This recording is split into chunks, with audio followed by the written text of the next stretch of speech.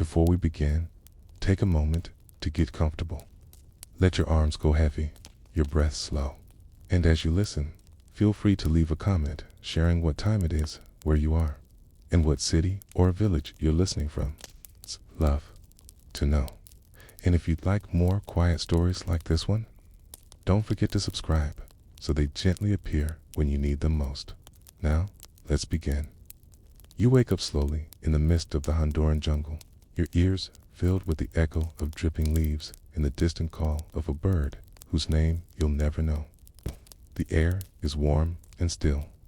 Before you lies a stone staircase, steps worn, its edges softened by centuries of rain and moss.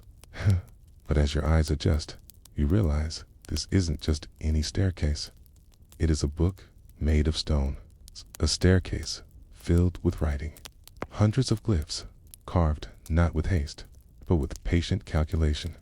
You are standing before the hieroglyphic stairway of Copan, an ancient Mayan city that once pulsed with the careful rhythm of priests, scribes, kings, and astronomers. This staircase does not lead anywhere now. It simply rises into the air and stops. But once it led into a world ruled not by warriors or merchants, but by time itself. Let us climb it slowly, not physically, but with our mind, step by step, through. Dates carved in stone, each glyph a moment. Each moment a day that once passed like yours. The Maya didn't invent timekeeping, but they may have lived inside it more deeply than any civilization before or since. To them, the sky was not a mystery, was a calendar. The moon did not wax or wane in beauty. It simply measured the distance between planting and harvest, war and peace, prophecy and silence. Here in Copan, they measured that time carefully, and with such devotion that they carved nearly 2,000 individual glyphs into the side of this pyramid. But that's not the strangest part.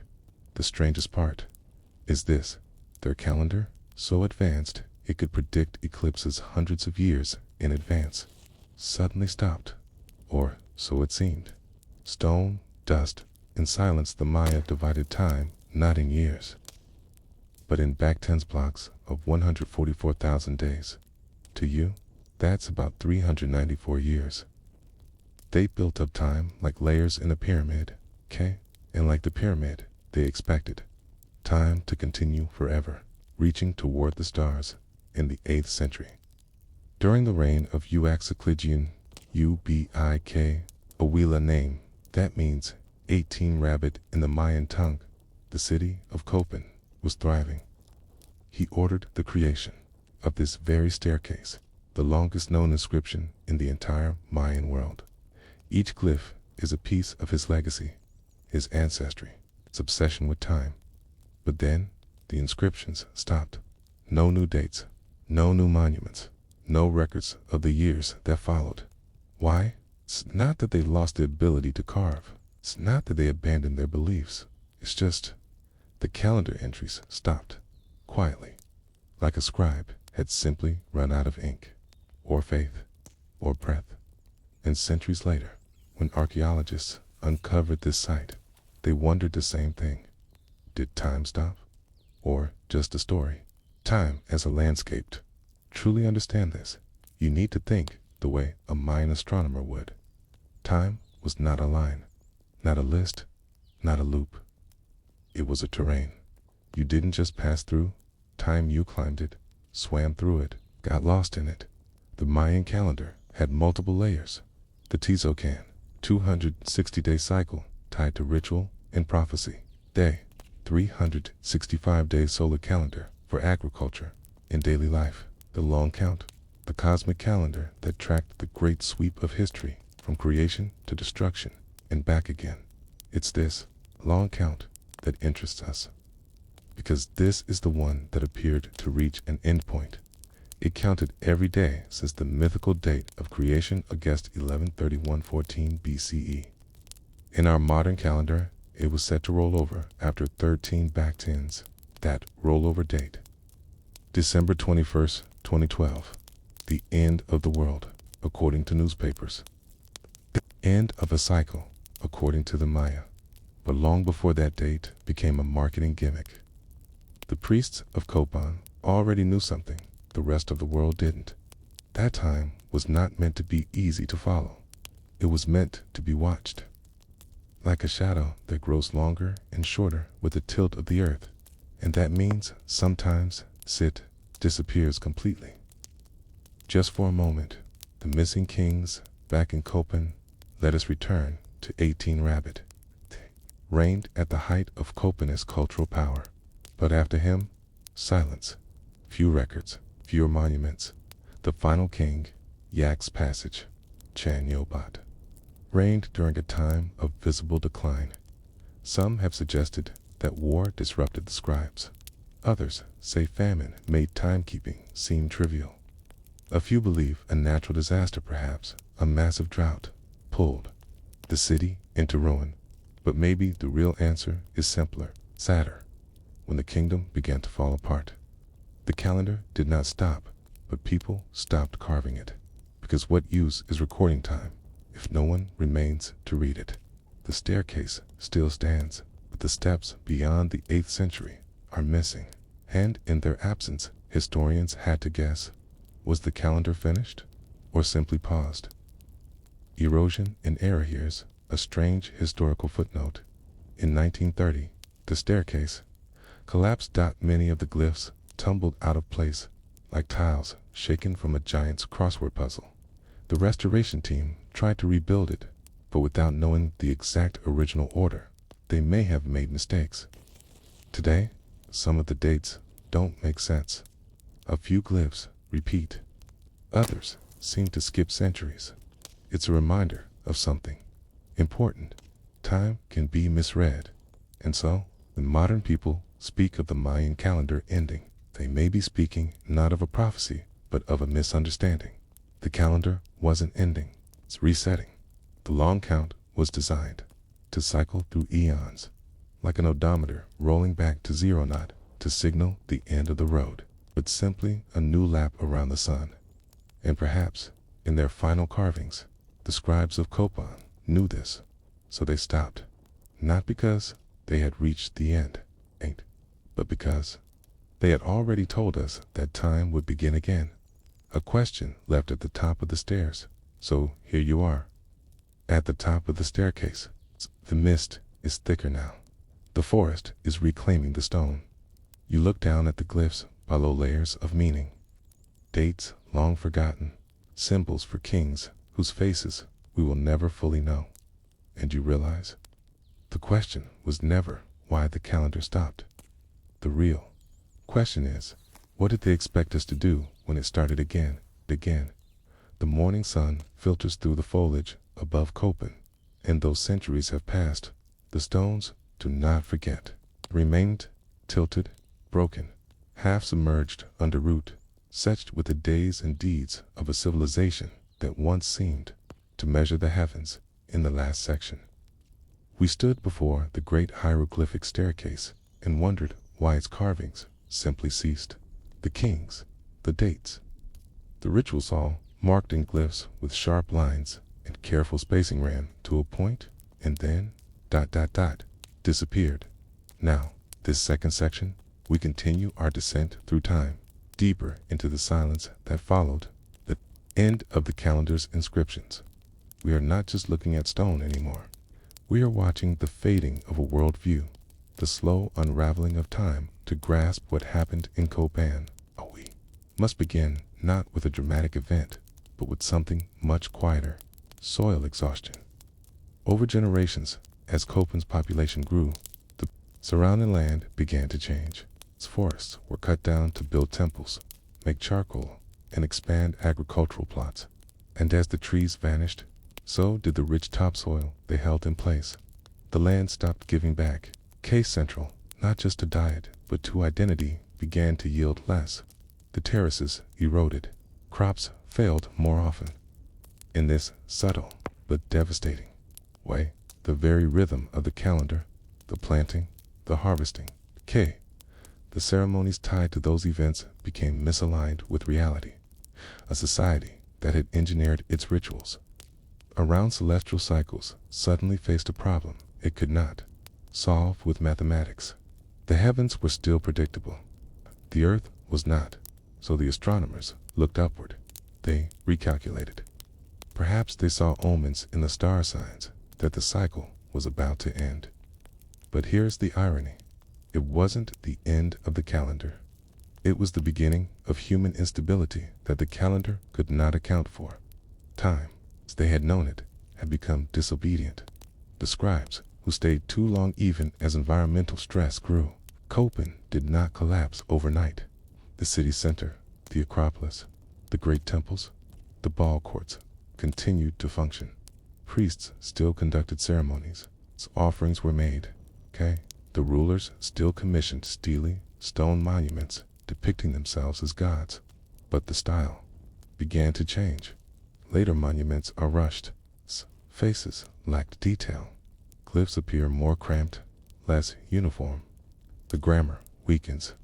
In one famous case, monument appears to backdate an event marking a date as occurring during a previous king's reign, even though that king was already dead. These were not mistakes. They were acts of narrative control, efforts to make the kingdom appear timeless, even as it frayed around the edges. The scribes, it seems, were trying to write the calendar into continuity, to hold the illusion of eternal order as long as possible. But calendars can only record what is allowed to happen. They cannot prevent it. And soon, even the scribes fell silent. The last king's empty Templiac's passage, Chan Yopat, the final known ruler of Copan, is an enigmatic figure.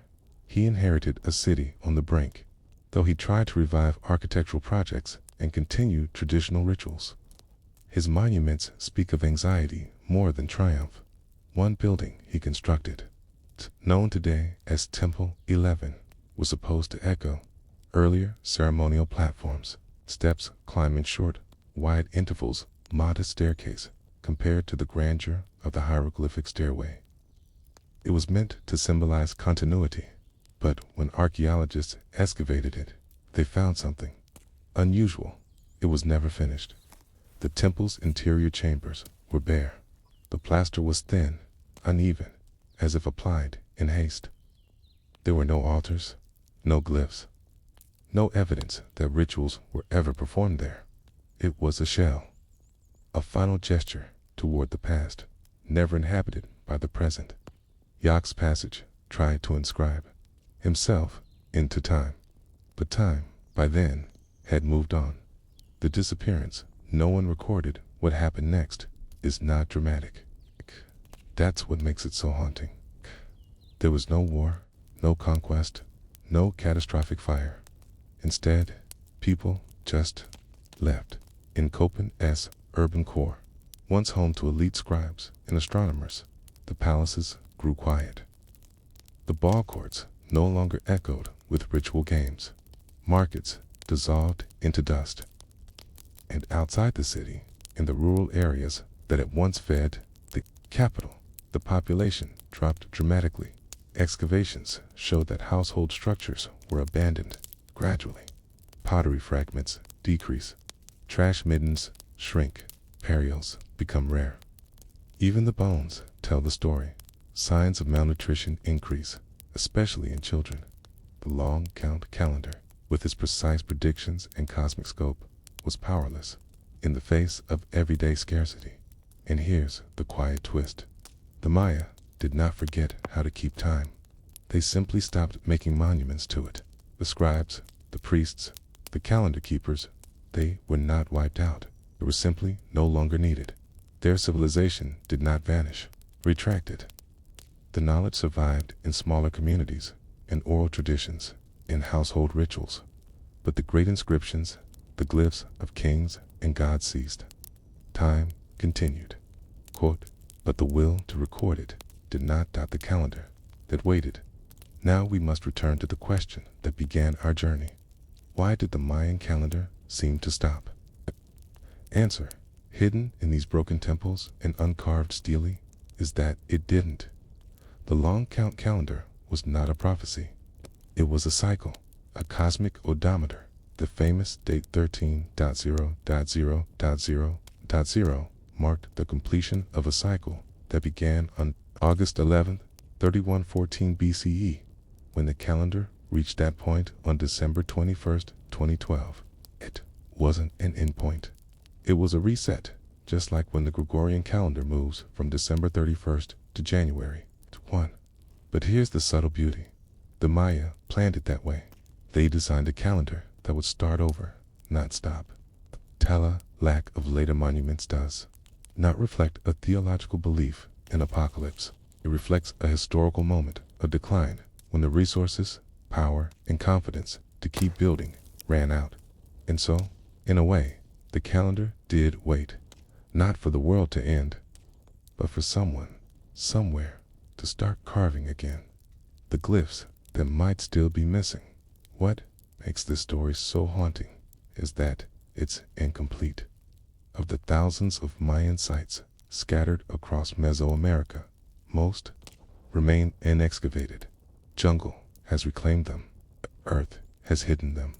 Many inscriptions may still lie beneath our feet, and perhaps among them, waiting patiently, are the next glyphs in the long count. Perhaps there is another staircase, like the one at Copan, carved in secret by a forgotten scribe, a place where the calendar continues, quietly, faithfully, not to predict doom, but to remind us that time never really stops. It simply forgets to announce itself. If you were to walk the ruins of Copan today, what you'd see would feel both majestic and unfinished. Grand staircases that go nowhere, temples overrun with moss and silence, a ball court that hasn't echoed with the shouts of players in 1,000 years. But beneath the quiet, there's a kind of persistence. The stones remain, the calendar remains. The question remains in the previous section. We explored how the Maya didn't so much abandon their calendar as seize recording it in monumental form. The collapse of Copan was not the end of the Maya, nor was it the end of their astronomical tradition. It was, instead, a pivot, one we're only beginning to understand now. In this final part of Story 1, we'll follow the trails left behind after the kings fell silent. Trails through rural hills and smoky kitchens, through sacred caves and night skies. Because while the grandeur of timekeeping might have vanished from the cities, the practice of counting time never did. The timekeepers who had no thrones after the elite centers like Copan and Tikal faltered. The Maya world did not dissolve. Instead, power shifted. Smaller communities, less dependent on complex systems of taxation, infrastructure, and royal ideology, began to take the lead in cultural preservation. These were towns with no great staircases, no god kings carved into stone. But they had something just as durable, memory. In the Guatemalan highlands, in what would become Cage territory, time was still carefully counted. A king, not in carved, steely, but in calendars made of maize kernels and woven belts, in rituals whispered from elder to child, in the burning of copal at dawn, in the offerings left at the base of sabas. Some of these communities kept the calendars active. The Tizocan, a 260-day ritual calendar, and the Hab, a 365-day solar calendar. Together, they created a rotating cycle of 18,980 days, about 52 solar years, full calendar round. But this wasn't just about dates. Each day had its own energy, its own patron spirit. And even without monumental architecture, people still celebrated the turning of these days. They still asked permission from the earth before planting, consulted daykeepers before marriages, cade and performed rites during eclipses. In other words, the calendar lived, just in a quieter form. The survival of a calendar in the shadows by the time Spanish conquistadors arrived in the 16th century. Many of the great Maya cities had long since been abandoned, but the calendar was still being followed, and, in some places, had even been adapted to include Christian saints and feast days. But the Spaniards called syncretism. The Maya saw as practicality. The old and new could exist together. Some Franciscan friars learned the local systems of time. They watched as elders traced the sacred count using knotted cords, stones, or even the shells of turtles. They recorded the names of the days, Cain, Ix, Kowak, Ajah, and they were both fascinated and deeply uneasy about the precision with which these systems could predict natural events, solar returns, and the fertility of land. In one 17th century record from the highlands of Guatemala, a missionary complained that the local villagers knew more about the stars than the priests did. He called them sorcerers of the sky. What he didn't realize was this: the villagers were descendants of the same timekeepers who once served the kings of Copan. Their practices were not inventions. They were survivals. The long count, with its base 20 mathematics and enormous spans of time, may have been pushed underground, but the soul of the calendar, the reverence for cycles, the need to mark the invisible passages of energy through days remained intact. Why the calendar seemed to stop so? Why, then, do we talk about the calendar stopping in 2012? That year marked the end of a Bhaktan, one of the largest units of time in a long count system. Specifically, it completed the 13th Bhaktan, returning the count to 13.0.0.0.0, just like the 0 point. It began with in 3114 BCE, but archaeologists and epigraphers have known for decades that this was never a prediction of apocalypse. It was simply the end of one cycle and the beginning of another. In fact, inscriptions like the one found at Tortuguero, a Maya site in Tabasco, Mexico, even hint at what was expected after the 13th Bhaktan renewal, a visit by a deity, a reaffirmation of cosmic balance. It was not an end, it was a rebalancing. The myth of a doomsday, in truth, was largely a modern construction, emerging from a misunderstanding of the long count's numerology and perhaps a little wishful drama from early 20th century writers and later Hollywood. But among the Maya themselves, especially those still practicing traditional daykeeping in parts of Chiapas, Guatemala, and Belize, 2012 was marked not with fear, but with ceremony.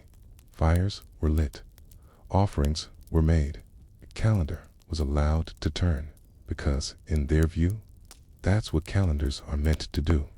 The wall that still waits, let us return one last time to the hieroglyphic staircase in Copan. It remains the longest known inscription from the ancient Americas, over 2,000 glyphs carved into 63 steps. But here's what's curious: only about half of it has been fully deciphered.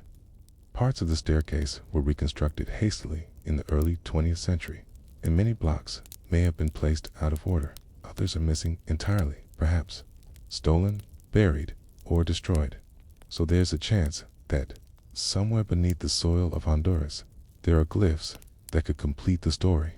Glyphs that may speak of how the scribes coped with decline, how the last kings explained the changes, or how the calendar was passed from palace to field.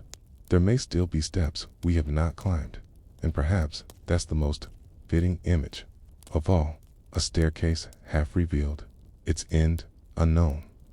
Each step a day we must uncover, slowly, patiently, just as the Maya did.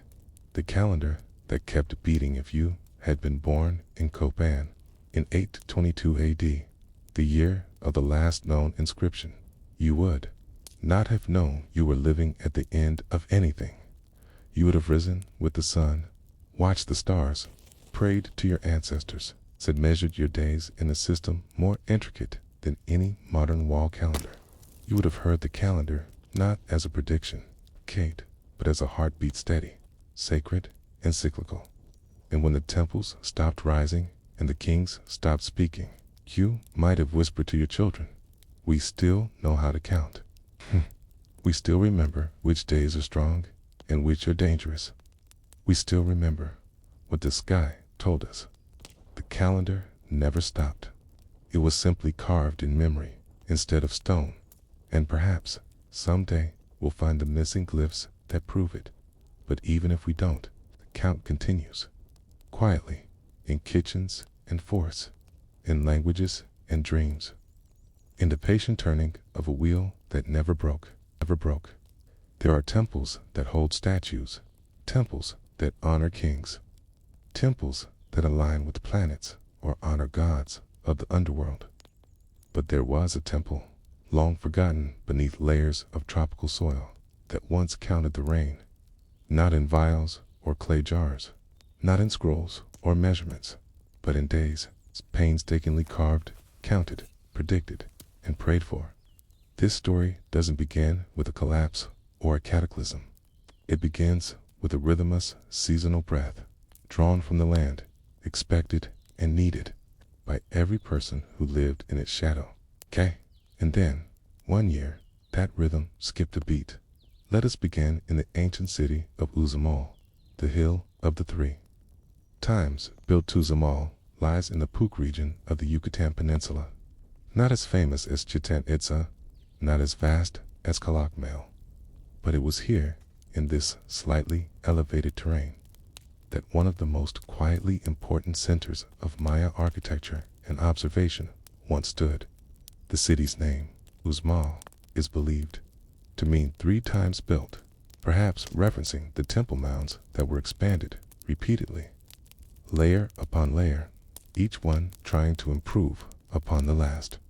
Or perhaps it means something more metaphorical, the repetition of trying, again and again, to align human life with the cycles of nature. The people of Uzamal, like their cousins across the Maya world, knew how to read the sky. Rain. Gods with curled noses and gaping mouths adorned nearly every major building. They weren't just decorative, were part of an entire worldview. The gods bring water, and water brings life. No great river flowed through the Puc Hills. No natural lakes dotted the landscape. The Maya here lived at the mercy of seasonal rain, carefully stored in Chilton's bottle-shaped underground cisterns carved into the limestone beneath homes and courtyards. If the rains came late, too little or not at all, the cisterns would remain dry. The soil would crack, the maize would wither, the people would go hungry. And so, they watched, and waited, and prayed, and they counted. The calendar that followed the clouds. The Maya had many calendars, some for ritual use, some for civic timekeeping, and others for astronomy. But among the people of the Puc region, a local variant evolved that mapped rainfall patterns directly onto the ritual calendar. There were days when planting was permitted, days when it was forbidden, days to watch for frogs, days to watch for lightning, days when the chaks were said to awaken, and days when the gods were considered blind. In the Codex Dresden, one of the surviving Maya books discovered much later, there are intricate depictions of rain deities, water flowing from sky vessels, and even depictions of celestial dragons swallowing clouds, interpreted as omens of drought. And in Uzamal, something odd happened in the 10th century. Stealing and temple alignments began shifting, not just toward celestial events, but toward something more seasonal. The first rains of the year, buildings were designed to capture not just light, but water. Cornices and gutters aligned with solstices, but also with precipitation patterns. Some researchers believe that the governor's palace at Uzamal, sprawling structure built with astonishing precision, was positioned to mark the heliacal rising of Venus, often associated with rain and fertility. But others suggest an even more local, grounded reason. It may have been used to predict when the rainy season would begin, because that year, the year we still don't fully understand them, rains came late, very late. The year the sky dried up. No carved text explicitly says there was a drought, but we can read it in other ways. In pollen samples from lake beds near Uzamal, researchers have found a sharp drop in moisture-loving plant species around the mid to late 900s. In the same layers of earth, ash and charcoal increasing, suggesting fires, perhaps used to clear dead crops, or perhaps uncontrolled forest fires during prolonged dryness. Cisterns were expanded, wells were deepened, but still the rains did not come. And then the temples stopped being built. The pyramid of the magicians, so called because of a 19th century myth, not anything the Maya themselves claimed was the last major construction effort in the city. After that, building ceased. The stele marking, calendrical cycles suddenly dropped off. People likely still lived in Uzmal, but the ceremonial heart of the city began to slow. Time, as recorded in stone, began to fade. And here is where the story turns inward. Because the Maya didn't just experience a drought, they experienced a collapse of predictability. When the rain didn't come, the calendar was thrown into question. If the sacred days no longer brought what they once did, the gods no longer responded to the rituals, or the cycles no longer matched the sky, what did that mean? Had the gods turned away? Had time itself shifted? Or, worse, had the keepers of time been wrong? And so, a silence began. Not just in the fields, but in the stones. Because if you could no longer predict the rain, could you still trust the calendar? When you walk through the ruins of Uzmal today, the stones are still warm to the touch, like it creeps across the base of ancient staircases. The jungle creeps close, but doesn't quite swallow what's left of the ceremonial plazas. And above it all, the pyramid of the magician stands tall and usually rounded for a Maya pyramid, rising like a mound of time itself. But long before the tourists and the cameras, long before modern archaeologists cleared back the overgrowth, Uzmal had gone quiet, not abandoned all at once, not burned, not conquered, just quiet, not unlike the silence that follows the question you ask the sky after months of waiting for rain. And that silence was echoed in the calendar itself. When the calendar faltered, the Maya long count calendar is famous for its precision. Based on cycles of 360 day tons, it could project dates thousands of years into the past or future. It was so precise, in fact, that it caused confusion in 2012. When the completion of a B-arc ton, a cycle of about 394 years, led some modern interpreters to believe it predicted the end of the world. But the Maya didn't see time as a line. They saw it as a circle of circles, recurring, overlapping, echoing. There was the Hab, a 365-day solar calendar with 18 months of 20 days each, and a 5-day nameless period. At the end, time considered unstable, when spirits moved freely, and the boundaries between worlds grew thin. There was the Tizocan, 260-day sacred cycle used for rituals, agriculture, and naming days and people. Together, these calendars formed a calendar round, a cycle that repeats every 52 Hab years, or roughly every 52 solar years. But at Uzmal and other Puk cities, the problem wasn't just that the calendar stopped. It's that the events the calendar was meant to predict no longer happened when they were supposed to. If your ritual for the first frog cry of the season was supposed to, Cain, of the month Yakskin, but no frogs croaked until 3 weeks later. If your maize planting day aligned with 8 Etsanab in the month of Pop, but the ground remained too dry to till, what then? You couldn't just move the date. The calendar was sacred.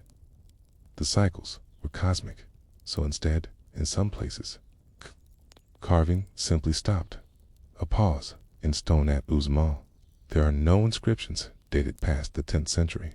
This is not unique. Other cities, such as Kopan and Palenque, show similar patterns of declining monument construction and dated stele in the centuries leading to their decline.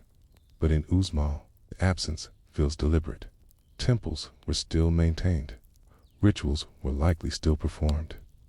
People still lived in the city, but the act of inscribing timed that ritual of chiseling sacred dates into stone, lining architecture with celestial events, seems to have faded.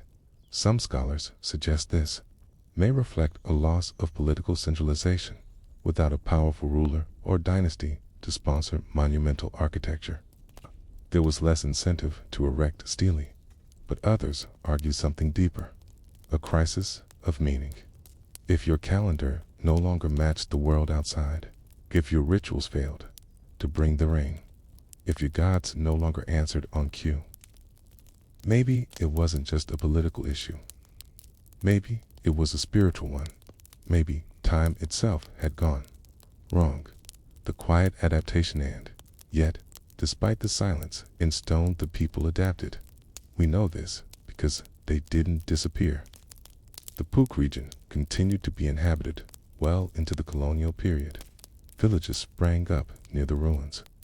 Rituals evolved, practices shifted, and in the surviving codices, the Dresden, the Madrid, and the Paris, we see hints of a people recalibrating their relationship to time instead of rigidly fixed calendar rituals. Some sections of the codices show observational astronomy becoming more prominent. There are tables tracking Venus's appearances in the morning and evening sky, charts of eclipses, rainfall patterns, and even disease outbreaks tied to celestial events. Instead of asking the gods to match the calendar, the Maya began watching the gods move in real time. The calendar didn't end. It changed. Time as a garden, not a machine.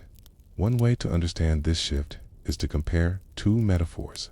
In the classic model, time is like a machine clockwork, precise, with gears that always turn in predictable ways. But the Maya, especially in their post-classic evolution, seem to embrace a different model. Time as a garden. A garden has cycles, but it is also messy, unpredictable. It responds to care, but also to chance, to weather, to pests, to droughts. And so, the Maya priest astronomers of this later era became less like engineers of ritual and more like gardeners of meaning, cultivating patterns, watching the sky, adjusting when the rains didn't come. They didn't stop counting, they just learned to count differently. The rain that finally came eventually. The climate shifted. Rains returned more regularly to the Pook Hills, but Uxmal never regained its former prominence. The great ceremonial centers were never rebuilt. Instead, the Maya world fragmented, not in chaos, but in adaptation. In the highlands of Guatemala, new ceremonial traditions evolved. In the jungles of Petón, other cities flourished, even as Spanish conquistadors arrived centuries later. They found entire communities still using versions of the old calendar. The Maya did not vanish. They outlasted collapse by reshaping the very tools that had once defined them. And perhaps this is why, even today, Maya elders in places like Momostenango and Santiago Atitlan still light candles on sacred days, still consult the Aquija, the daykeepers, still walk barefoot across pine needles to mark the turning of a sacred year, because time, for them, didn't end in 2012. It didn't end in the 10th century drought. It didn't end when the gods went silent. It just paused, shifted, waited, and then, like the clouds gathering over dry soil, it started again. You might think that once the great temples of the Maya world stopped echoing with chants, or once the carved glyphs ceased to be etched into stone, the story was over. But the story didn't end. It merely retreated.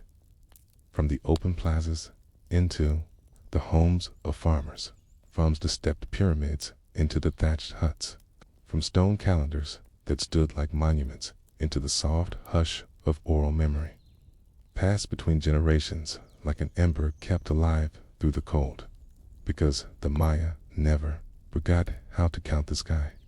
Even if the great droughts came and the elite priests lost their political power, even if the rivers dried up and the cities emptied, even if conquistadors arrived with muskets and missions and set fire to their codices, there were always people who remembered. Not always the kings, not always the scribes, sometimes a grandmother who knew when to plant, a midwife who timed births by Venus, a keeper of bundles who knew which days were unlucky to cut hair, to bury the dead, or to start a journey. The calendar lived. It just stopped being carved into stone. The codex that survived the fire. To understand how much was lost in what miraculously survived, you need only look at the fate of the Maya codices. There were once hundreds, maybe thousands, books made of amatal, bark paper coated with lime plaster, painted with black and red glyphs using fine brushes of animal hair, folded like accordions, wrapped in jaguar pelts or bundled in sacred cloth. Each codex held generations of observations, planetary cycles, lunar eclipses, ritual days, healing chants, recipes, birth omens, war omens, trade records. And when the Spanish arrived, they called them devil's work. In 1562, Bishop Diego de Landa ordered a mass burning of Maya texts at Mahoney. His own words are chilling. We found a great number of books, since they contain nothing but superstitions and falsehoods of the devil. We burned them all. Centuries of knowledge turned to ash, but not everything burned. For codices survived somehow, the Dresden Codex. Now in Germany, the Madrid Codex, in Spain, the Paris Codex, in France, and the less complete Grolier Codex, rediscovered in Mexico, and, in those pages, can still see the sky. Rain in the Codex, the Dresden Codex in particular, reads like the diary of a civilization obsessed with rain. One section is a full almanac of Venus, tracking her appearance in the morning and evening skies. Over an 8-year cycle, Venus was tied to war and disaster, but also to fertility, growth, and timing. Another section is a calendar of rain rituals. The gods are painted carrying serpents, symbolizing water, pouring down over crops. There are warnings about planting too early, about the omen of certain days that could ruin the maize, if not respected. What's striking is how precise these records are. The scribes weren't guessing. They were watching. They saw that the full moon during a certain Sukan day preceded early rainfall. They noted that when Venus disappeared for 8 days behind the sun, the weather often shifted. They counted how many days between lightning, storms, how many after the frog cries, and even more impressively, they predicted eclipses centuries in advance. This wasn't myth. This was astronomy, science written in the language of gods, living with uncertainty. But there's something else in the codices, something quieter, more human. In the margins, there are small notes that suggest doubt, a symbol for delay, a mark indicating unexpected. It's as if even the daykeepers knew. Nature didn't always behave. The calendar could offer patterns, guidance, tendencies, but it wasn't a contract. And so, in the centuries after the great cities faded, many Maya communities began to blend calendar wisdom with real-time observation. They still marked sacred days, but they also listened for the frogs, felt the wind, watched the clouds. In a way, this was the true continuation of the calendar, not the resumption of temple rituals or royal ceremonies, but the quiet merging of ancient knowledge with lived experience. A kind of surrender, not of faith, but of control. The daykeepers of the highlands in the highlands of Guatemala. The tradition of the aquajib, the daykeepers continued, even through colonization, forced conversion, and genocide. These were not kings or scientists, but everyday people trained in sacred time. A child might be chosen based on the day of their birth, raised by elders, taught to count the 260-day cycle. It's taught to calculate the Wino ton, Kayatan. It's taught to use stones, maize, kernels, candles, and smoke to read the energy of a day. Some could interpret dreams, others healed, others counseled, but all of them did one thing. They kept time, and they did so not to predict the end of the world or control the weather, but to help people live in rhythm with the world around them. They helped name newborns, choose a wedding, dates, plan harvests, and burials, and pilgrimages. And when the Catholic Church forbade these practices, the daykeepers went underground, holding ceremonies in caves, whispering chants in cage beneath Latin prayers, marking the days in their minds when no one could see, and yet, somehow, they endured. What restarting the calendar really means in the 20th century. Maya communities in Guatemala and southern Mexico began to publicly revive the calendar. Ceremonial centers were reestablished, shrines cleaned, fire pits reopened. But this wasn't a revival in the way outsiders often describe it, because the calendar had never ended. It had just been carried quietly, proudly by those who refused to let it die. And in 2012, when global media obsessed over the supposed Mayan apocalypse, many actual Maya people looked around and chuckled. The calendar wasn't ending, it was completing a cycle, and beginning another dot, as it always had.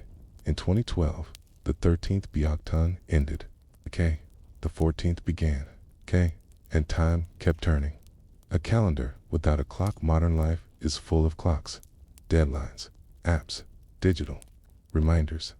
Time is often seen as a pressure, a countdown, a commodity. But in the Maya worldview, time was always alive. You were not just in time. You were born of a specific day, a day with personality, power, potential. You could walk with that day, or walk against it. You could consult it like a friend, or ignore it like a stranger. But it was always with you. The Maya calendar didn't stop. It simply paused when it no longer made sense to continue the old way. Then, when enough people listened to the sky again, resumed. It was never just about numbers. It was about listening. Somewhere, deep in the mountains of Chiapas or the hills of Patan, a daykeeper still rises before dawn, lights a candle, spreads maize kernels on a cloth, counts the days, not to predict, not to control, but to remember. Because, for the Maya, the calendar was never a prediction. It was a conversation with the world, with the sky, with time itself. And maybe that's the real reason it never truly stopped. Because the sky never stopped speaking. Only we stopped listening. Let your eyes adjust. You're standing in front of a staircase. It's not an ordinary one. This one rises steeply and symmetrically up the face of an ancient stone pyramid. The stones are worn, but precise. The edges sharp, despite the centuries. Top is flat and square, with a small shrine seated on the summit. It is not the tallest pyramid in the world, nor the grandest, but it may be one of the most precise instruments of time ever built by human hands. This is El Castillo, or rather, that is the name Spanish invaders gave it. The Maya called it Kukulcan's Pyramid, in honor of the feathered serpent god. And though it was shaped by human labor, its purpose had less to do with worship and more to do with the silent turning of the earth.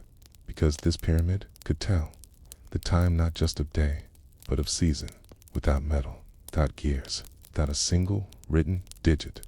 It told time with shadows.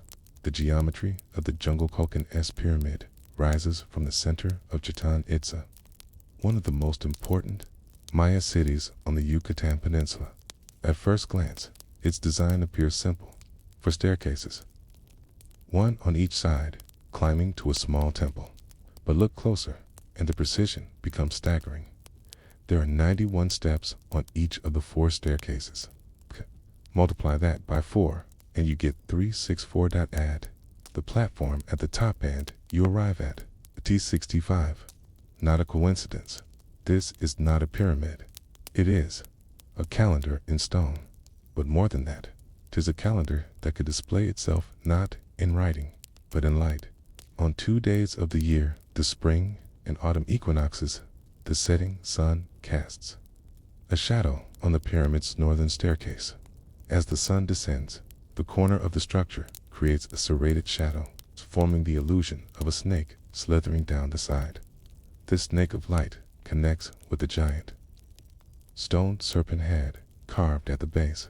The effect is slow, quiet, and mesmerizing, and it only happens on 2 days of the year, when day and night are equal, timing the maze. Why would the Maya go to such trouble to align a temple so precisely with the equinox? Because in a world without written clocks or weather forecasts, light was the most reliable calendar.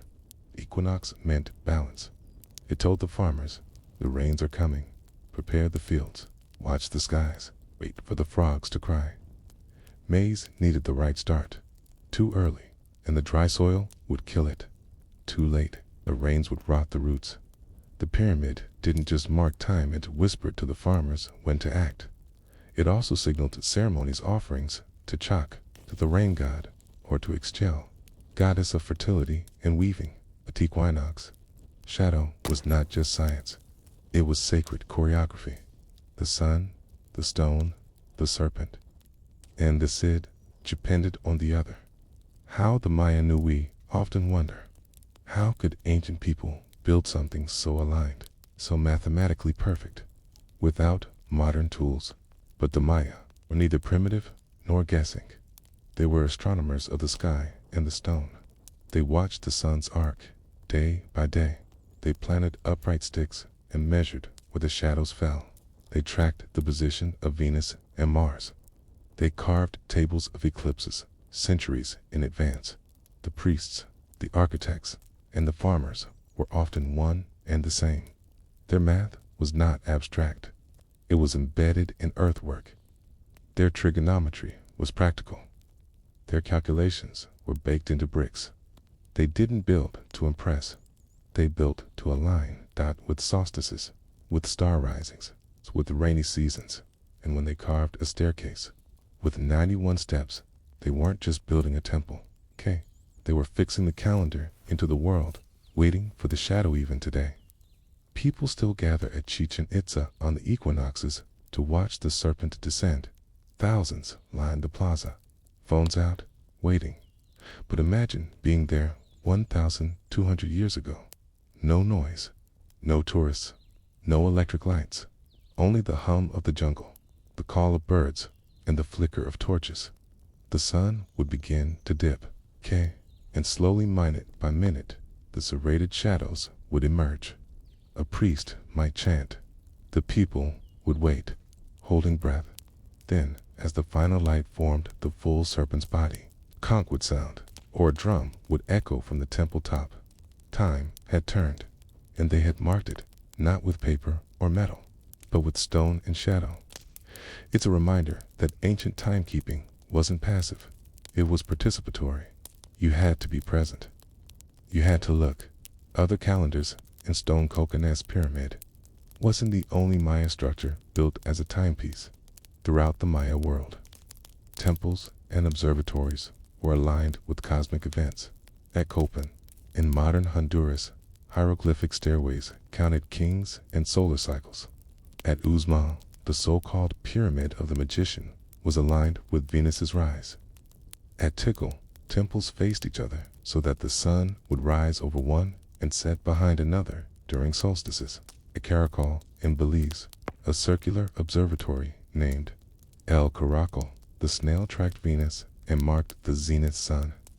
When the sun passed directly overhead, with no shadow at all, each of these sites was both sacred and scientific.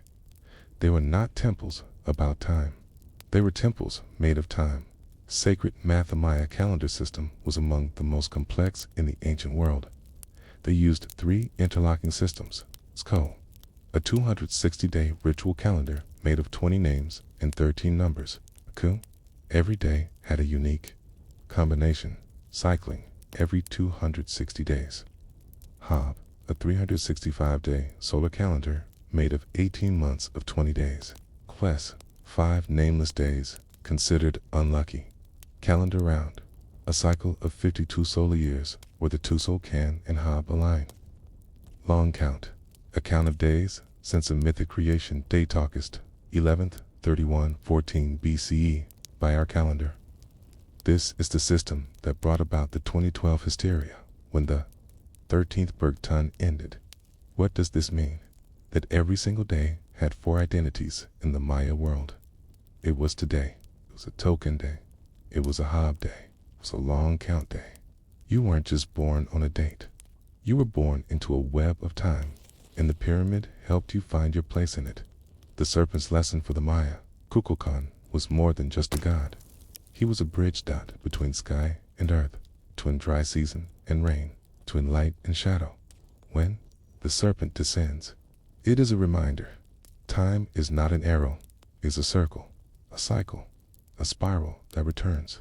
And so the pyramid never truly finishes telling time. It just waits for the sun to return each year, each season, each equinox.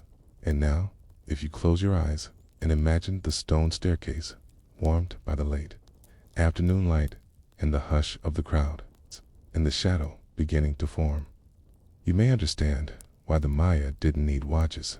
They had the sun, they had the sky, they had patience, and they had a pyramid that waited for the serpent every year and still does.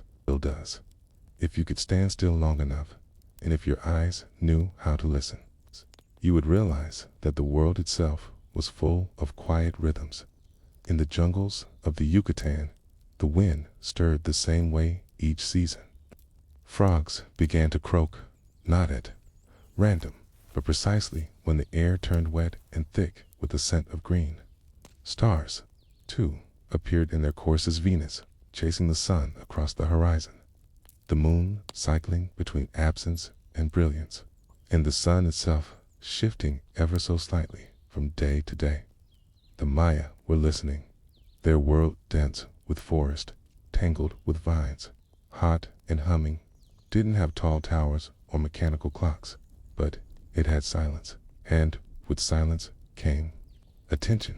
Attention to the shadows cast by pillars, attention to the days between rains, attention to how long it took maize to rise after planting, attention to the moment when a snake-shaped shadow crawled down a pyramid's steps and disappeared into the stone head of Kukulkan.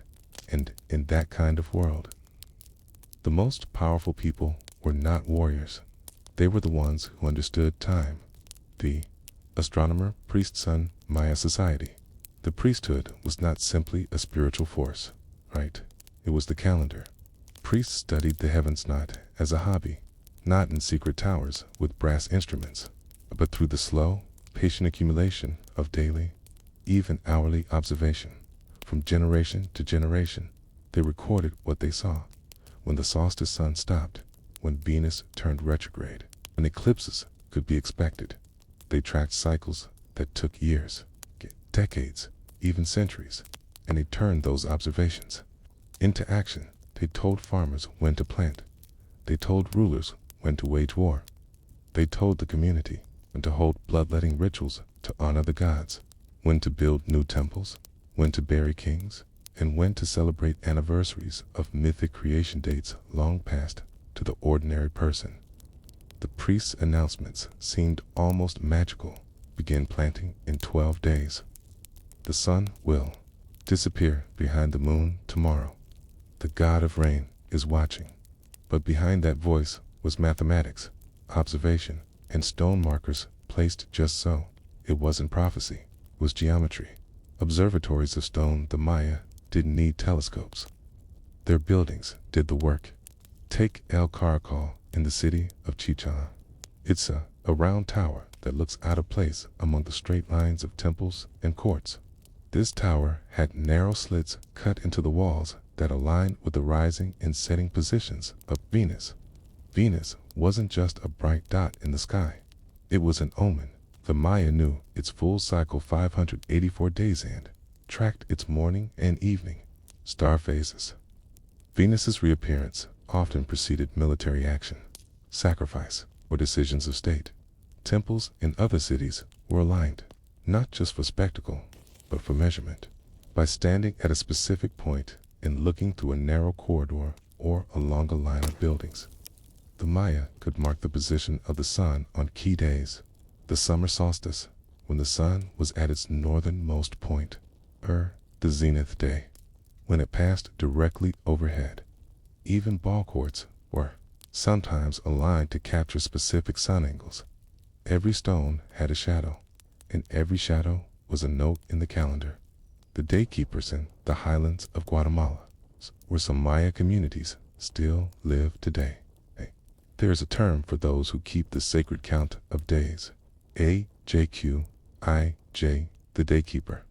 Even now, some elders preserve this role, passing down oral calendars, divination methods, and astronomical observations. In ancient times, daykeepers were the librarians of time.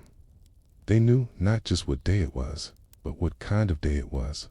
Was it an auspicious day for travel? Was it a dangerous day to harvest corn? Was it a good day to bury the dead? Each day had a face, a spirit, a name. These moods were drawn from the Tiso-Kan, the 260-day sacred calendar, with 20 day names and 13 numbers.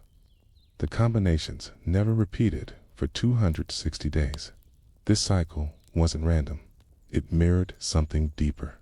Many anthropologists believe the 260-day calendar corresponds to the human gestation period, from conception to birth. Others say it matches the movements of Venus or the planting season for maize. Perhaps all of them are true, perhaps none. But for the Maya, it was not a puzzle to solve. It was a rhythm to live by. The calendar round. Now imagine living in a world with 3 calendars ticking at once. The sacred Sokan cycle of 260 days. The solar hop of 365 days, 18 months of 20 days, plus 5 unlucky days called WAYEB together. They created a calendar round of 52-year cycle before the same combination of Tizo-Kan and Hop would repeat. You could live a full life and never see your birthday come up again. It made your first birthday sacred. It made your second a rebirth. And your third, if you lived long enough, a miracle every 52 years when the calendar round began again. The Maya believed the universe might come undone if the proper rituals weren't observed, and so fires were extinguished. Offerings were made. And when the first fire was lit again, it wasn't just symbolic, it restarted the world. The long count but for events beyond. Memory beyond, even oral tradition. The Maya used the long count. This was not a calendar of weeks or months, but of days since the world began. Their zero date. August 11th, 3114 BCE in our Gregorian calendar, the beginning of the current age. They counted in based Winnie and based Winkin. Cutes equals 1 day 20 kin equals 1 win now. 20 days 18 win now equals 1 ton 360 days. 20 ton equals 1 k-ton. Cutes 7,200 days 20 k-ton equals 1 berkton, 144,000 days, or approximately 394 years. So when the Maya reached the end of the 13th berkton, the famous December 21st, 2012 day, they didn't expect the world to end. They expected it to roll over, okay? Like an odometer, a new cycle, a new age, just as it had before. But to the modern world, that rollover looked ominous. Books were written, films made, panic sold, but the Maya would have smiled to them. Time didn't end, it just started again. The stone book. So where did the Maya record all this? It's not just in temples or pyramids, but in stone, stele, upright slabs, carved with dates, rulers, events, and cosmic alignments. These were their books. They told of battles, of eclipses, coronations aligned with Venus risings. Each one was carved with numbers and dots in Barza-based Wani counting system, so intuitive, so advanced, it rivaled Roman numerals in efficiency, yet was easier to use. They even had a true concept of 01 of the earliest in human history. Imagine a world where 0 was sacred, where absence was a quantity, where a day could be marked by what wasn't happening. Silent, slow, eternals. When you look at Kukulkan's pyramid, Kina's shadowy serpent crawling down the stairs during the equinox, you're not just seeing architecture, you're seeing astronomy, agriculture, religion, mathematics, memory, expectation, renewal, all built into a single structure that waits all year for the sun to pass over it just so. A pyramid that tells you not the hour, but the season. Not the second, but the sacred moment. Not what time it is, Tet, but what time means. It is history told in sunlight. A clock that doesn't tick. A calendar you can walk on. And yet, we still don't know who the first Maya architect was to design this alignment. We don't know the name of the priest who said, "The shadow must touch the serpent's mouth." We don't know how many versions of the pyramid came before it, or how many collapsed before they got it right. But we do know this: they built not for themselves, but for the future.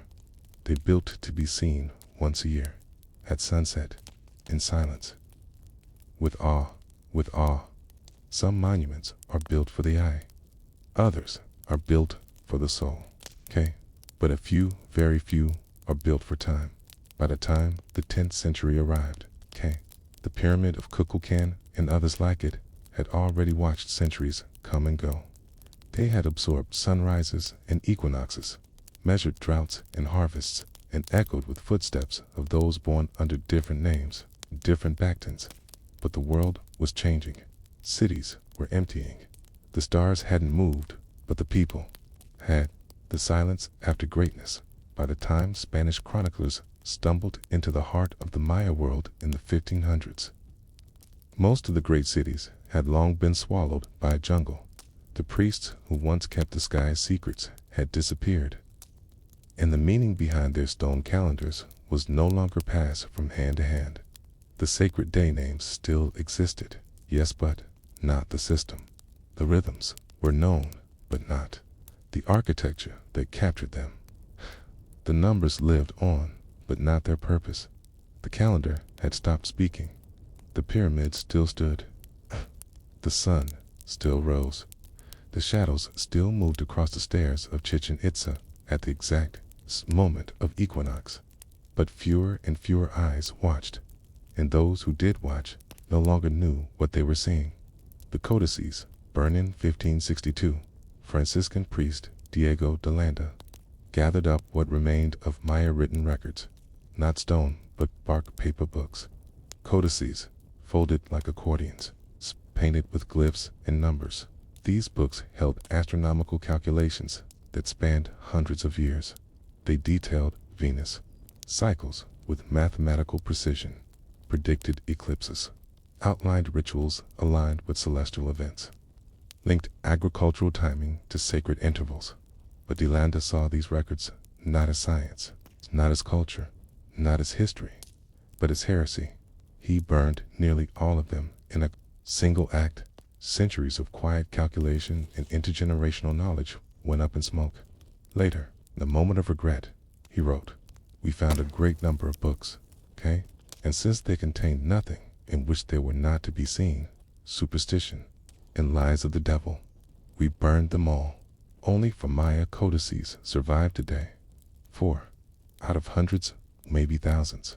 One of those, addressed in codexes, still being studied for its astonishing astronomical tables. And yet, the vast majority of that mathematical heritage was reduced to ash. The Maya had tracked the stars for centuries, and now the sky had gone dark. The number that waited but time has a strange way of preserving itself. Centuries after the cities were abandoned, centuries after the codices were lost, the stones remained, and on those stones, buried in jungle, obscured by moss and dirt were numbers, long count dates, base, -20, math, dots, and bars, .0, 1. 19th century explorers began to carve their way through the vines and mud of the ancient cities. They didn't understand what they were seeing. At first, they thought it was all decorative art without meaning, but slowly, that changed. They realized the same glyphs kept appearing. They noticed patterns. They mapped the positions of temples and saw alignments they hadn't expected. And then they began to understand. These people had not just built monuments. They had built time machines, rediscovering the Maya calendar, the 20th century. Scholars like Tatiana Proskurikov and Yuri Norisov began unlocking the Maya writing system. They found that it wasn't just symbols or pictures, it was a fully phonetic and logographic script. It told stories. It tracked history. It marked time. One discovery stood out above all. The Maya had a complete and functioning concept of zero independently developed, likely as early as the 4th century CE. This allowed them to track dates with incredible precision. They could count backwards. They could record events thousands of years in the past or the future. They could place a king's coronation in cosmic context. And it wasn't just one system. They had interlocking systems. Sacred time, solar time, long time. They understood that different types of days had different purposes. That the world was built not just of stone, but of rhythm. The pyramid didn't just show the calendar. It was the calendar. Every stair, every shadow, every angle. The serpent's shadow eats spring and fall as the sun sets on the equinox. Something quiet and astonishing happens at Chitan Itza.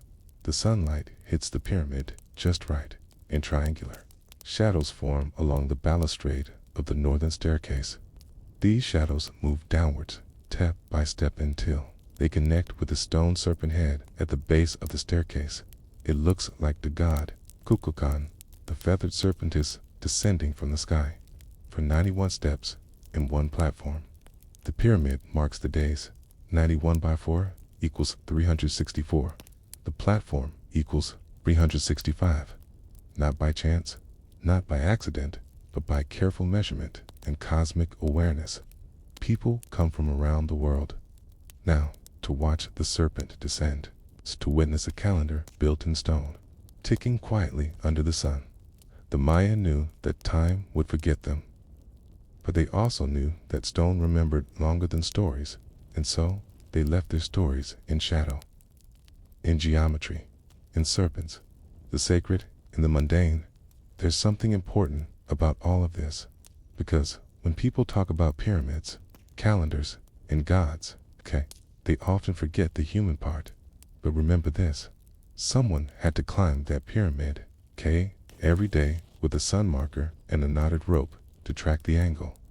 Someone had to dig the foundation, level the earth, measure the sun's path with a stick in the dirt. Someone had to carve each glyph, each number, by hand. Someone had to carry water to the workers. Someone had to wait until the exact right moment to shout, "The shadow has reached the step." This wasn't divine. It was work. And it was done by people who didn't need the world to know their names, only the date, because dates endure, and calendars remember what people forget. The world that restarted when the long count reached 13.0.0.0 on December 21st, 2012. Many people assumed the Maya had predicted the end of the world. But for the Maya, 13 wasn't a final number. It was sacred. A full cycle, the completion of a great wheel. To them, the end of one era was simply the beginning of the next, just as the sun rises again, just as maize returns after fire, just as the stars come back each night, even when clouds hide them. So the calendar did not end, simply started again, the same way it had always done, the same way it always would, unless you forget to look. And so we're left with questions. Who was the first to notice Venus returned after 584 days? Who designed the equations for the interlocking calendars? Who, with bare hands and sharpened stone, carved the number 0 onto the face of a monument? And perhaps, most of all, what else did they measure that we have yet to understand? The city had no great pyramid, no famous murals, no golden tombs, and yet, for more than 300 years, it tracked the moon with a precision that would confuse even modern astronomers. Ukit Kanlake wasn't a name that echoed through history classes. He was no empire builder, no calendar ender, no god king, but the city he ruled his mile became something quietly extraordinary, a place where time moved, not by the sun, but by the moon, the forgotten corner of the Yucatan, hidden deep in the Puc region of what is now Mexico. Uxmal was never the largest or wealthiest city in the Maya world.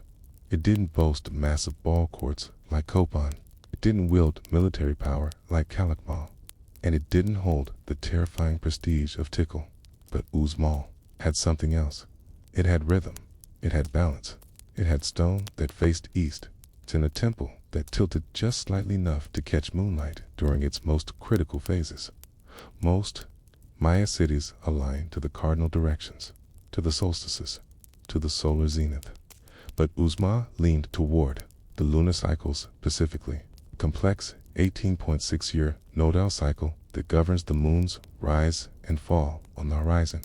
To modern archaeologists, this is maddeningly precise, and yet every major building at Uxmal shows evidence of it. The pyramid of the magician at the center of Uxmal stands a pyramid. Unlike any other in the Maya world, it's called the Pyramid of the Magician, or the Pyramid of the Dwarf, depending on the legend you hear. Its shape is oval, not square.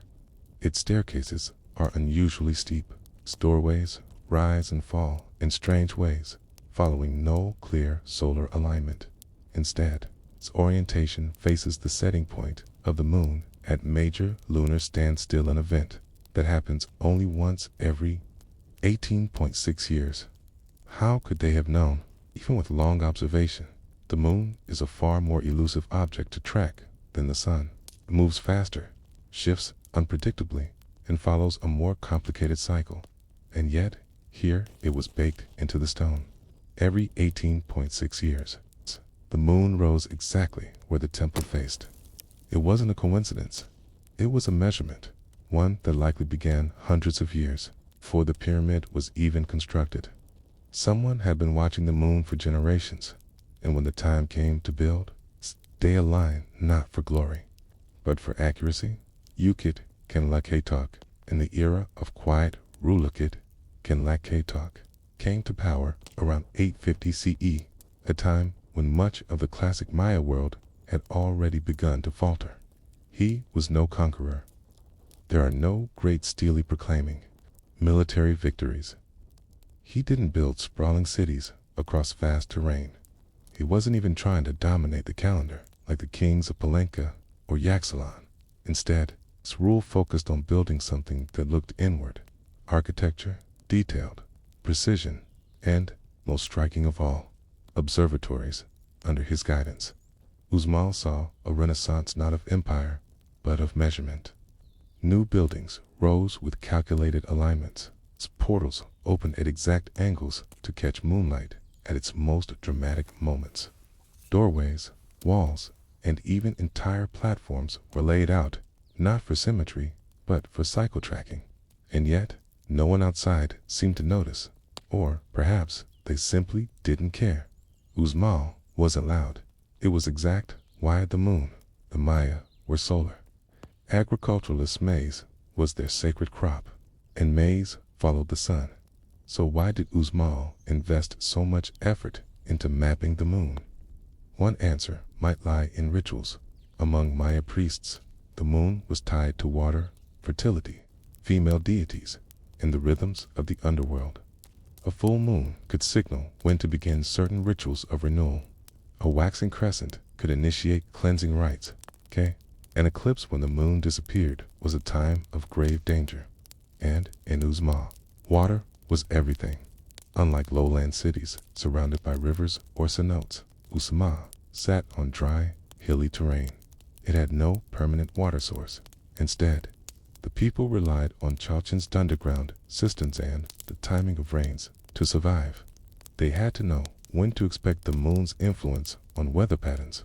In that sense, the moon wasn't just a celestial object. It was a clock. One that measured survival. The nunnery quadrangle across from the Pyramid of the Magician lies the structure modern archaeologists call the nunnery quadrangle.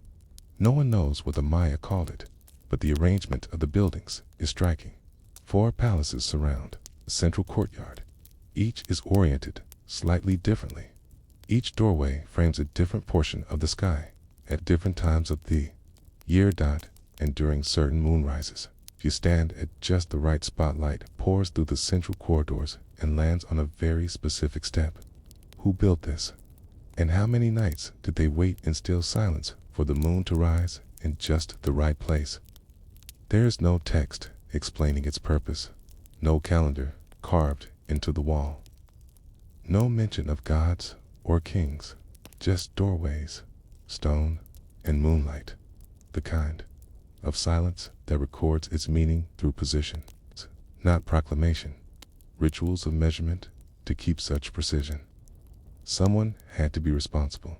We don't know their names, but archaeologists believe Uxmal had a class of people dedicated to observation, not unlike priests, but perhaps more like scientists.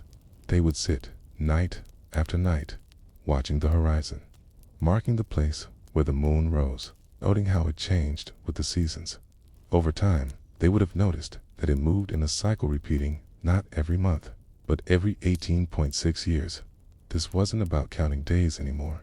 It was about understanding patterns too big for a single lifetime to build architecture around the lunar nodal cycle meant someone began the project without ever expecting to see it completed. They passed the knowledge on, stone by stone, angle by angle, story by story, and the buildings they left behind continued to track a moon that they can no longer see. As night fell over Uxmal, the moon would rise over the jungle canopy. It would pass through the carved archways, through the cool stone corridors, across the empty courtyards, would bathe the stones in silver, and someone somewhere would be counting. But who were they? And what else did they track? The jungle had a way of reclaiming what was once aligned. Trees didn't care for lunar geometry. Roots twisted under sacred platforms. Vines embraced stone, regardless of where it pointed. And rains wore down the sharp edges of corners that once traced the sky with intention. But still, the stones of Uxmal whispered. They whispered through absence, not through glyphs, because Uxmal's inscriptions were remarkably few but through shape, alignment, and arrangement. While other Maya cities used words to boast, Uxmal used angles, and the people who kept it alive, who hauled stone and counted stars left behind a record not written in language, but in layout, the astronomers without names in Maya cities like Copan or Palenque, scribes were honored, their names carved into monuments, their deeds recorded in texts. They stood beside kings, sometimes even outlived them in the stone record. But Uxmal is strangely quiet. No elaborate historical inscriptions, no dynastic lists, no records of wars or conquests. Instead, it's the architecture itself is the record, and the ones who built ether astronomers, masons, engineers remain anonymous. They likely weren't royalty. They weren't generals. They weren't even considered priests in the usual sense. They were calendar keepers, stone measurers, lunar watchers, people who didn't need to speak because the moon did. The long game tracking, the moon's nodal cycle isn't a matter of months or even years to witness its full behavior. A person would need to observe for at least 18.6 years, the time it takes for the moon to complete its propage journey of rising at its northernmost and southernmost points on the horizon. That means one full generation could observe a complete cycle. If they began young and lived long, but building temples aligned to the cycle required multiple generations of precise recording. It meant old men teaching their sons where to stand. It meant marking rocks with charcoal, only to see the marks washed away by rain. It meant watching and rewatching, adjusting, waiting. Imagine that. Rhythm, the patience, the surrender to time larger than a life. There's a particular kind of humility, in building a structure you'll never see work. A structure whose design depends on a celestial event your grandchildren will be the first to verify. But that's what Uxmal did. They didn't just measure the moon, they trusted it, Chelchins, and the moon's water to modernize. The lunar obsession of Uzmal might seem purely ceremonial, but here's where the boring history becomes survival history. Remember, Uzmal had no rivers, no cenotes, no lakes, nothing visible that could provide a constant water source. Instead, they built Chelton subterranean water cisterns, steeled underground chambers with narrow necks and wide bellies, designed to catch and store rain. Rain that was seasonal, rain that arrived, mostly, in rhythm with the moon, because the moon affects more than tides. In the tropical Yucatan, rainfall patterns loosely correspond with lunar phases, especially when combined with local wind patterns and the shifting of the intertropical convergence zone. In short, if you knew the moon, you could predict the rain, and if you could predict the rain, you could survive. Suddenly, Uzmal's architectural obsession wasn't decorative. It was hydrological. The temples weren't just ceremonial. There were weather instruments, and those quiet observers. They weren't mystics. They were the ones keeping the city alive. The governor's palace, in its perfect line, one of Uzmal's most elegant structures, is the governor's palace, an elongated building, 100 meters long, with one of the most intricate facades in the Maya world. But what really sets it apart is not its decoration. It's its orientation. The palace faces a precise point on the horizon, so exact that during Venus's most southerly rise, the morning star appears directly over the temple's central doorway. But this isn't just Venus. At certain moments in the lunar cycle, the moon too aligns. The architects designed the palace so that, at specific dates, moonlight spills down the central stairway, an event that would have been anticipated and recorded years in advance. Again, this isn't coincidence, it's lunar choreography, and it tells us something else. Uzmal wasn't just interested in when the moon rose or set. They were tracking its interaction with other celestial bodies, particularly Venus, which held deep symbolic meaning across Mesoamerica. Some nights, when the cycle was just right, you could stand beneath the governor's palace archway and see the moon and Venus rise together, twin beacons in the pre-dawn sky, and someone would be watching. The loss of voice. We often think of history as what is remembered, but Uzmal is history without a voice. There is no Rosetta Stone here, no long stele to translate, no codex left behind. The architecture whispers, but doesn't explain. Scholars have tried to piece it together. The moon goddess Ixchel was perhaps honored here. The calendar priests may have used knotted cords or bark paper scrolls. Rituals may have followed both synodic and sidereal months, layered with solar years. But no one knows. The silence is part of the story. Uzmal doesn't declare itself. It waits. When the counting stopped by the early 10th century, Uzmal began to decline. Not violently, not with fire or conquest, but with quiet abandonment. The moon still rose. The stones still pointed, but the people no longer stood in the courtyards to watch. The water in the Chalchins became stagnant. The plazas cracked. The ritual stopped. Why? Climate change, perhaps. A prolonged drought may have made the cistern system unsustainable, or perhaps it was political. New centers of power emerged farther north. Trade routes shifted. Dynasties waned. But the most likely answer is no one knew how to read the city anymore. The calendar keepers died or dispersed. Their records kept in memory, not writing, faded, and without them, the city's precise function dissolved. Uzmal became just another stone city in the jungle. Beautiful, empty, forgotten, and yet, every 18.6 years, the moon still rises in perfect alignment. When the last observers left Uzmal, the jungle did not rush in all at once. It crept. First came the moss, then the ants, then the birds, whose nests softened the one straight lines of temple rooftops.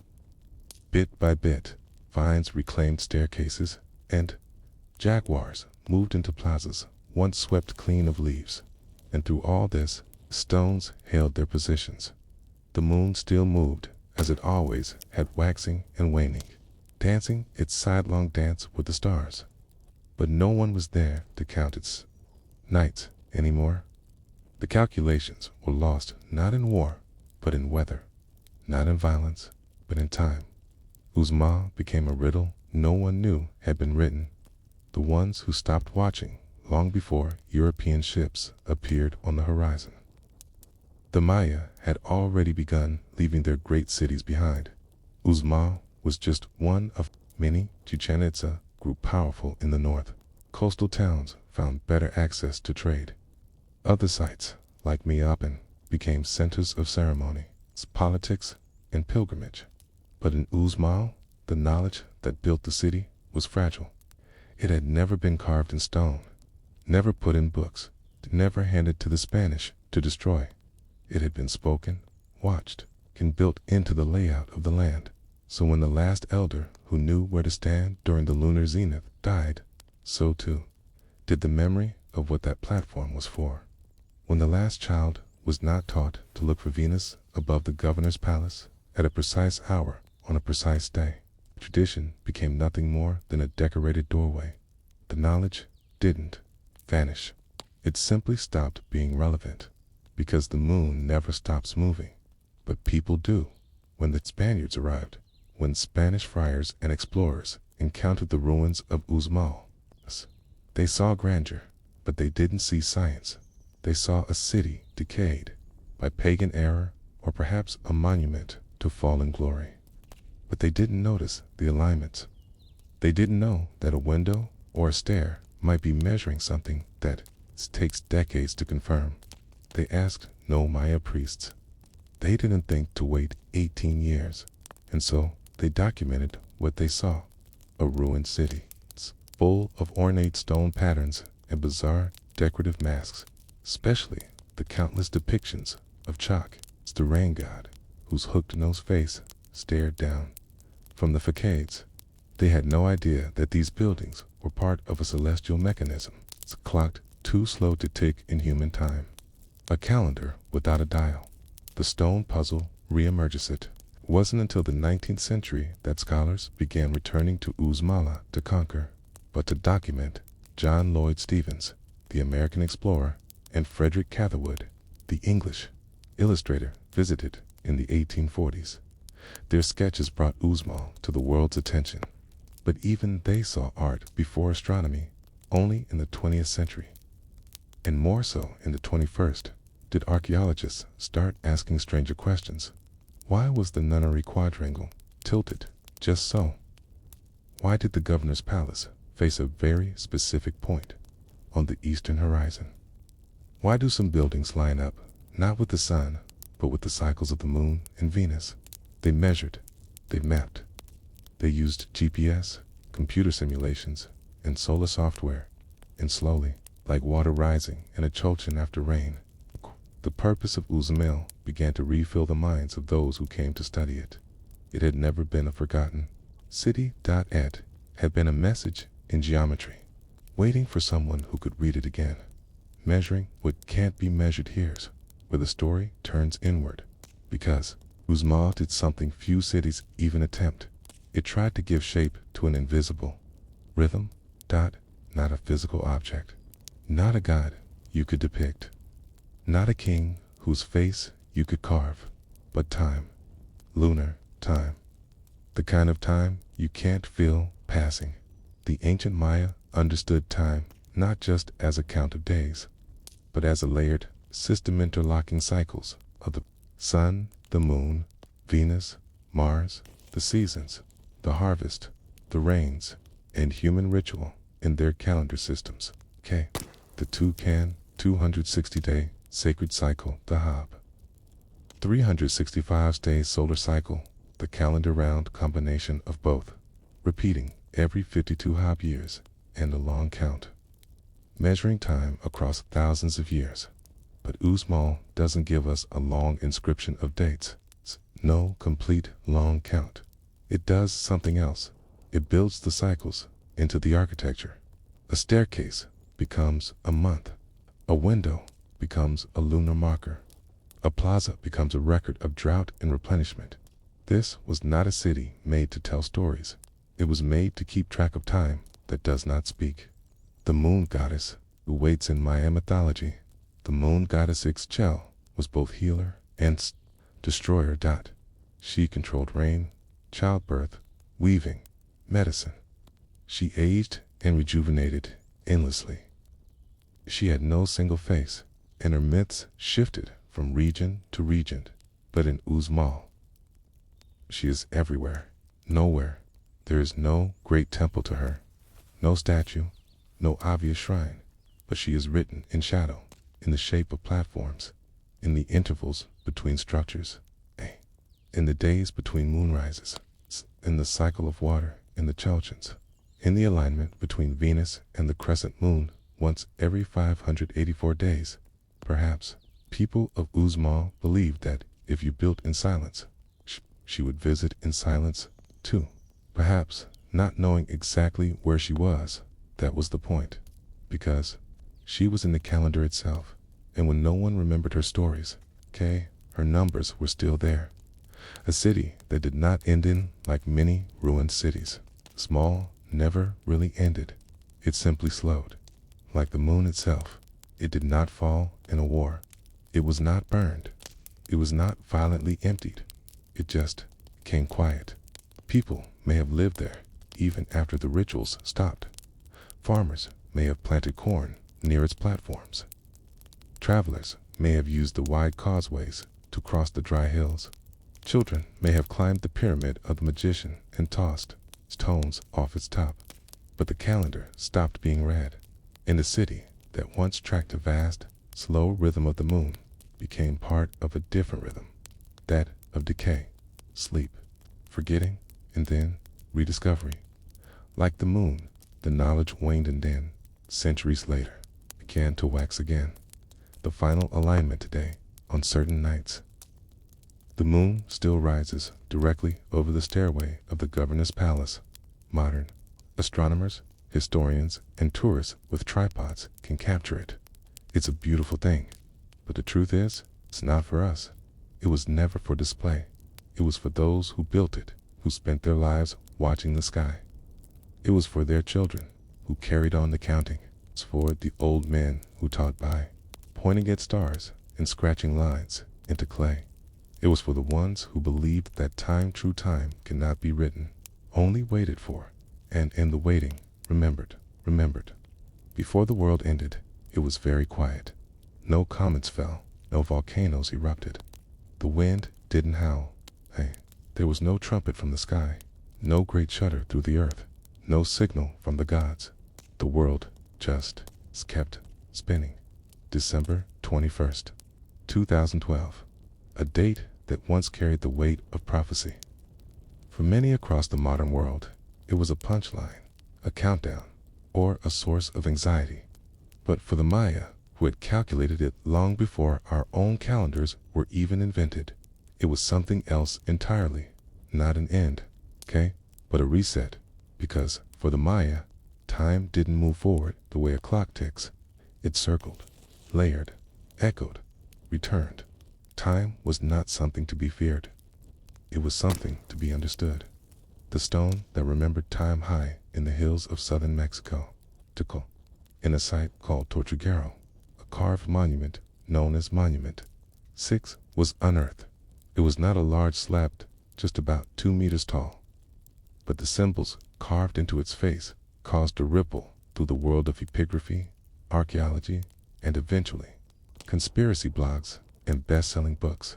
On this worn limestone panel was a date, 13.0.0.0. It's the end of the long count calendar cycle, and right beneath that number, prediction or perhaps just an observation of something that would happen when.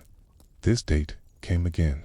The Western world misread it as a doomsday prophecy, but for the Maya, it was simply a mile marker, a reminder that all things return to where they began.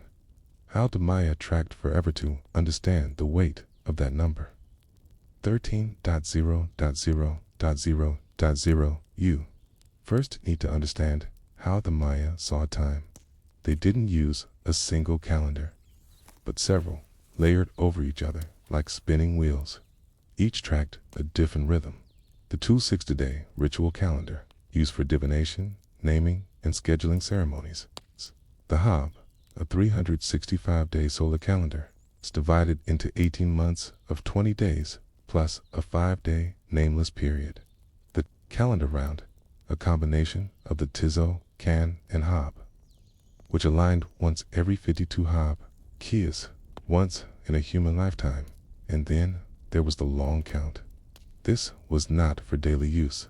It was a way to count deep time, to measure history and mythology, not agriculture. The long count worked like a base 20 and base 18 system.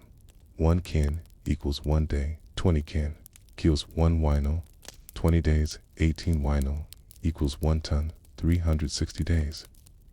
20 ton equals 1 kayatan, 200 days. 20 kayatan equals 1 paktan, 144,000 days, and so on. The date 13.0.0.0 marks the end of the 13th Bactine. It is the same date the Maya believed had passed when the current creation of the world began long before human history, in 3114 BCE. So, what does it mean when a calendar returns to that same number? To the Maya, it meant that one grand cycle was complete. Time had come full circle, but it didn't end. It started again, the day the sky didn't fall in the early 2000s. As the date, December 21st, 2012, began circulating on the internet, it lost its original meaning. Speculations grew. Was it a prophecy? Was it connected to Nostradamus? Was there a galactic alignment? A polar shift? A black hole? Alien intervention? Key authors and film studios leaned into the fear. 2012 became a symbol of collapse, but among Maya elders, spiritual guides, and local scholars, the attention felt misplaced, like someone confusing your birthday party for your funeral. This wasn't doomsday, it was transition. A door closed, and another opened across Maya lands, from Guatemala to Honduras to the Yucatan. Kinesiolog-wide ceremonies were held on the morning of December 21st. There were no explosions or celestial rifts, just incense, prayers, and offerings. Some chanted the ancient calendar aloud, syllable by syllable.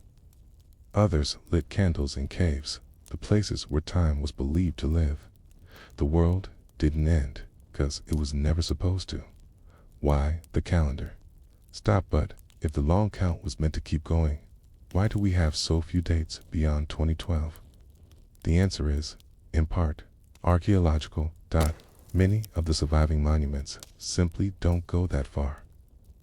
The Maya cities that built long count records were mostly abandoned before those future dates would have become relevant.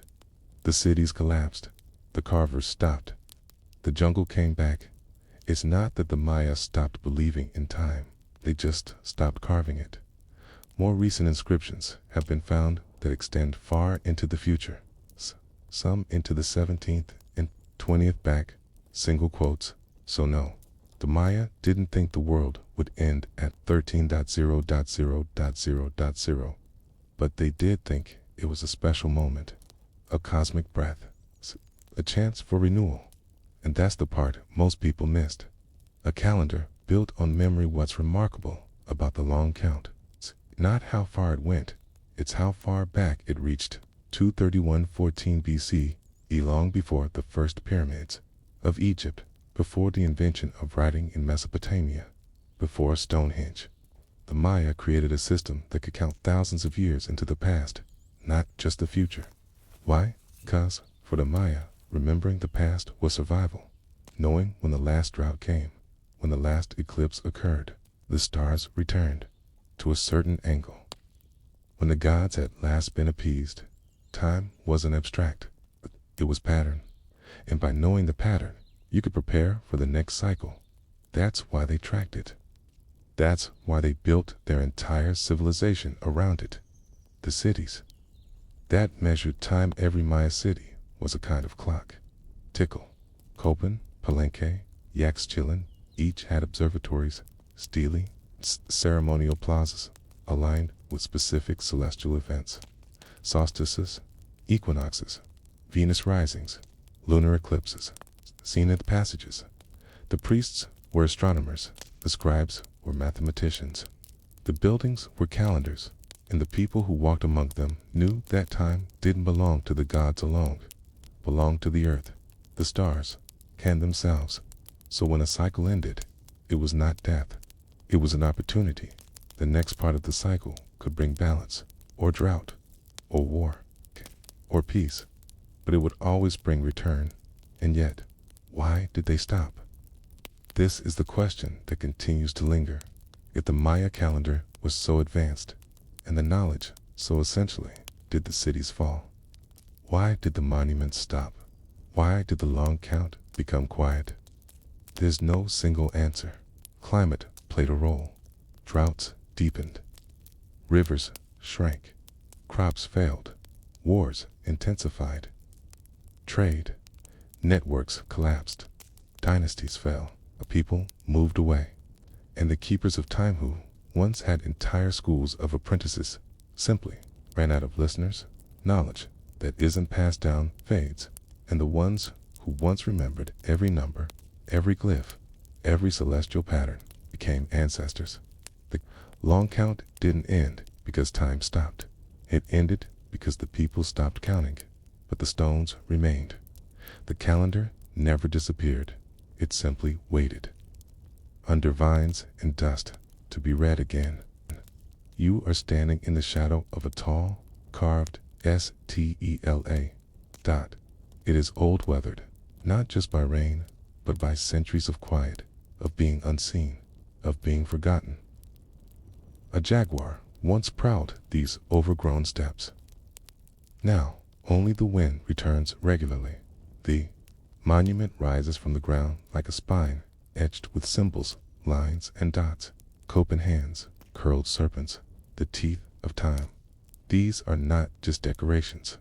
They are calculations, records, eclipses, droughts, harvests, coronations, sacrifices. Each date, a sentence. Each glyph, a heartbeat.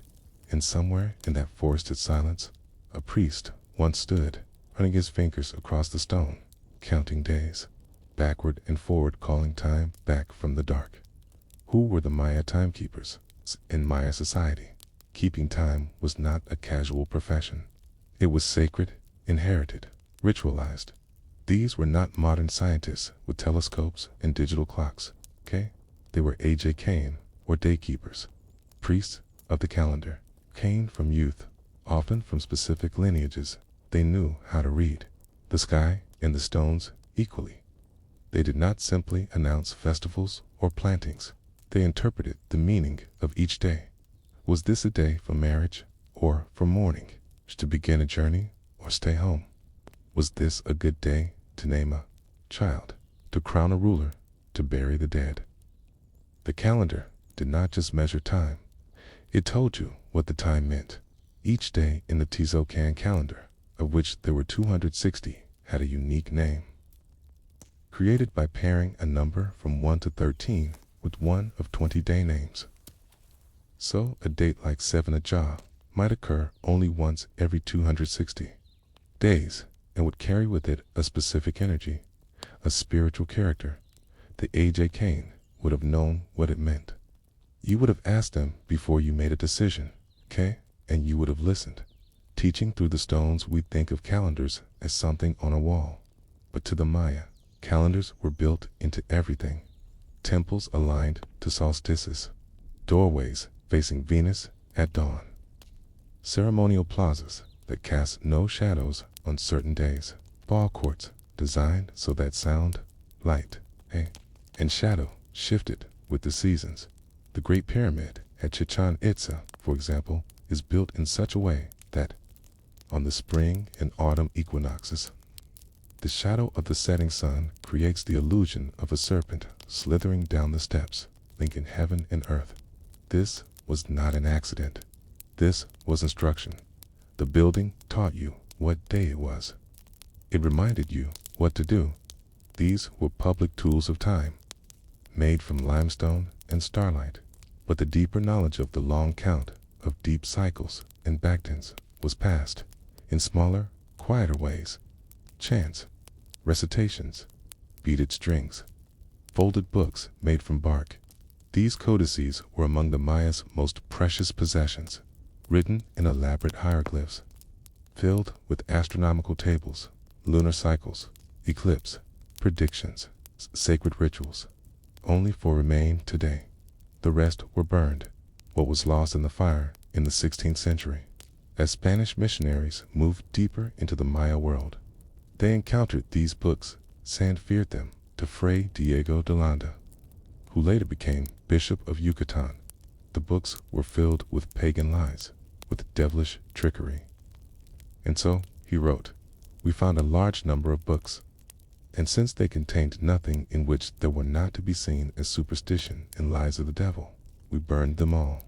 He believed he was saving souls, but what he destroyed were centuries of calculation. Only for codices survived the fire, now housed in Dresden, Paris, Madrid, and Mexico City. Each is just a fragment, but within them are the bones of the Maya. Cosmos, Venus tables, eclipse charts, almanacs, calendrical cycles stretching over thousands of years, and in the gaps between the pages, between the glyphs, there are silences. Not just what was lost, but what might never return. Time without a clock to imagine for a moment that your calendar is gone. No weeks, no months, no named holidays, no birthday reminders, no New Year. Only the sun and the shadows. Would you know when to plant?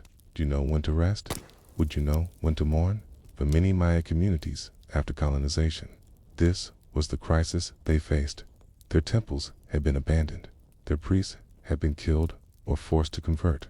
Their codices were ash, and yet they remembered, through oral tradition, symbols carved into crosses, through hidden rituals in caves and fields. They remembered the cycles. The old days continued, not always in stone, but in song, and over centuries, the tizocan remained in use in many Maya villages. Some families still named their children based on the day sign of their birth. Some still consult the daykeeper before making a major decision. The long count, however, faded. It was too grand, too obscure, and too dangerous. Rediscovery in silence in the 19th and 20th centuries. Foreign archaeologists began documenting Maya sites in earnest. They found cities swallowed by jungle, pyramids with trees growing through their steps, steely, broken, and buried. But on the remaining monuments, the long count dates began to emerge written in 5-dot notation like 9.15.6, 14.6, or 10.1.10.0.0.4 decades. Scholars didn't know how to read them. Then came breakthroughs by people like Tatiana Proskoryakov, who realized the inscriptions weren't just numbers and gods, but history. Lists of births, accessions, wars, alliances. Then came Linda, Skill, David Stewart, and others who helped crack the code of the glyphs, revealing the language of time hidden for centuries. And the calendar, once buried in stone, began to speak again. The backdan that came back when the date 13.0.0.0.0 loomed in 2012. It was both a threat and an opportunity. Yes, many misread it as doomsday. Cool. But others, especially among the Maya themselves, saw it as a chance to be heard. For, once the world was listening, Maya spiritual leaders held gatherings, not to announce the end, but to explain the beginning. The turning of the 13th Bacton was like a great clock striking midnight, not a disaster, but a new cycle. And for some, it was a moment of reawakening, a time to revive the calendar, a time to honor the AJKN, a time to reclaim the rhythms that colonialism had tried to erase. In towns across Guatemala and Chiapas, people lit incense and offered maize. They sang the old names of the days. They whispered the numbers in the dark, and in those moments, the long count wasn't ancient. It was now. The calendar that refused to die. The Maya did not die. They are still here. Millions still live in Mexico, Guatemala, Belize, and Honduras. Some speak Cage, Yucatec, Tage. Some carry on the calendar in secret. Others have brought it back in public. And though the long count is not used, daily yet survives in stone, in memory, in the sky. Even now, when the moon glows round over the jungle and the Venus star rises before dawn, some Maya farmers look up and know what it means. Not in numbers or digital clocks, but in breath and story. Time doesn't die. It waits, and then it begins again. So, the question remains, if the Maya calendar was never meant to end, why did we want it to? Why did we, in the modern world, fear a system that only promised continuity? What does that say about how we see time, okay? And what might the Maya still know that we've forgotten? You may be surprised to learn that time has a shape, not a ticking clock, not a digital display, but a wheel. To the ancient Maya, time was never a straight line. It was never just before and after. It was turning, returning, and repeating, like the seasons, like the stars, like the memory of footsteps that never fade from the jungle floor. No matter how many rains fall, it is here. In the idea of time as cyclical, alive, breathing, full of return, that we must turn our eyes to what was really left behind when the Mayan calendar reached 13.0.0.0.0. It wasn't a prediction. It wasn't a prophecy. It was a pattern, and patterns, once seen, are never forgotten. The final glyph on the walls of Tutugro, a ruin in what is now Tabasco, Mexico. An ancient monument stands. It's called Monument 6, and it caused a quiet storm in scholarly circles, because it may be the only known inscription that refers directly to the date. 13.0.0.0.0, the end of the 13th back, single quotes, to you, and it reads, "It will be the descent of the 9, and then it breaks. The glyphs are cracked, some unreadable. A piece of time literally missing. What were the 9? Were they gods, ancestors, celestial events? We don't know. And perhaps that's the point. Because even in the past, the Maya seemed to understand what we often forget, that time is not about certainty. It is about return. That something old will happen again. That the wheel does not stop turning. And that even broken glyphs carry meaning simply because they were once carved at all. When did the calendar start again? To understand why the calendar starts again after 13.0.0.0.0, you must remember that Maya time is modular, just like we count seconds, minutes, hours, and days, where 60 seconds makes a minute, 60 minutes makes an hour. The Maya had units: 2 kn, 1 day, wino, 20 days ton, 360 days, k-ton, 7,200 days back ton, 144,000 days. When you hit 13 back tons, you roll back to zero, like flipping an odometer. So 13.0.0.0 is not the end. It's a reset. The calendar continues. The next day is 13.0.0.1, then 13.0.0.0.2, and so on. Eventually, the long count reaches 13.0.0.0.1.0, 13.0.0.1.0.0, and beyond. Some texts even reference mythic dates, billions of days into the future, such as 20.0.0.0, over 3,000 years from now, to the Maya. Time was infinite. Their calendar didn't end. It breathed. What did the end really mean? There's a quiet irony in how the world misunderstood the Maya calendar. In 2012, people bought survival gear, built bunkers, wrote books with ominous titles. News anchors chuckled nervously through stories about apocalypse. But the Maya never predicted the end of the world. They predicted the end of a cycle, and to them, that meant renewal. Consider how they viewed the previous ending. It's 12, 19, 19, 17.19, the last day before the great rollover. That date, according to Maya belief, marked the end of a world age. But it wasn't a day of fire or destruction. It was the day before creation, because the very next day, 13.0.0.0, was considered the day of birth, the birth of our current world.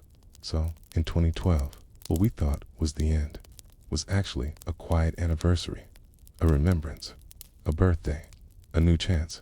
Perhaps the question is not why the calendar ends. Would we choose to begin when it does?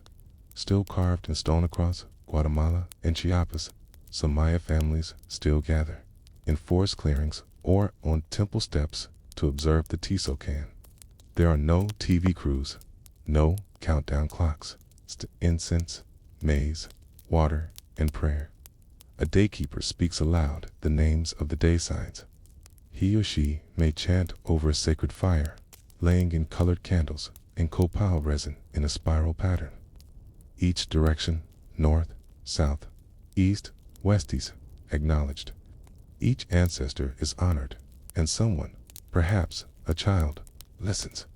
That is how calendars survive not only in stone or mathematics, but in memory, in quiet, in ritual, in the passing of names from tongue to tongue. This is why the calendar starts again, because someone keeps remembering. What did the Maya know about time? Perhaps more than we gave them credit for. Their astronomers tracked Venus with a precision nearly unmatched. Their eclipse tables rivaled those of ancient Babylon. Their ability to align buildings with celestial events showed a deep and patient attention to the sky.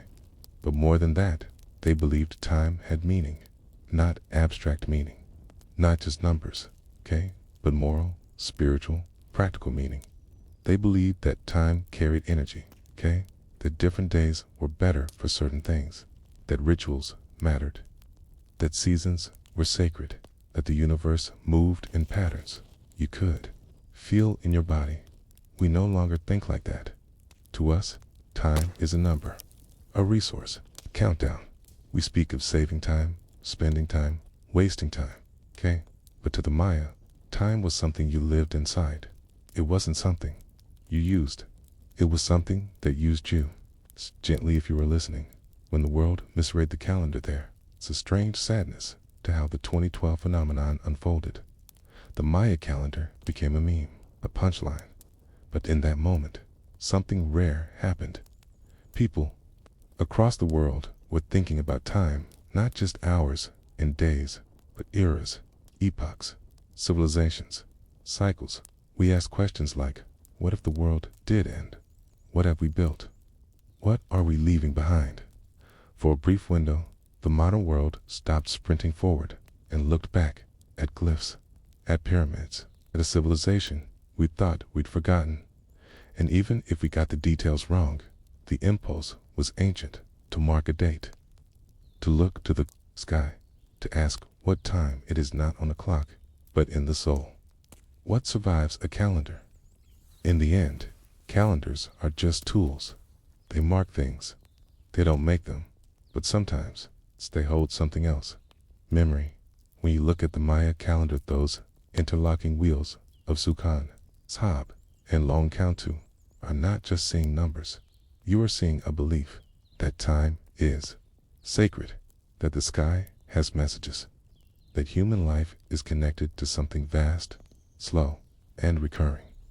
Even if no one uses the long count daily anymore, its essence survives in rituals, in stories, in stones, and perhaps in the idea that nothing truly ends, it only begins again, differently. One last thought. When the Maya carved their calendar in stone, they weren't just writing a schedule. They were carving their place in the universe. They were saying, we are here. We saw the sky, counted the days, and when we discovered those carvings, Long after their cities had crumbled and their temples gone quiet, we asked, why did they stop? But maybe the better question is, why did we forget to keep counting? Because the calendar never really ended. It was waiting for someone to ask, for someone to count again. Okay, for someone, maybe you, to wonder what time it really is.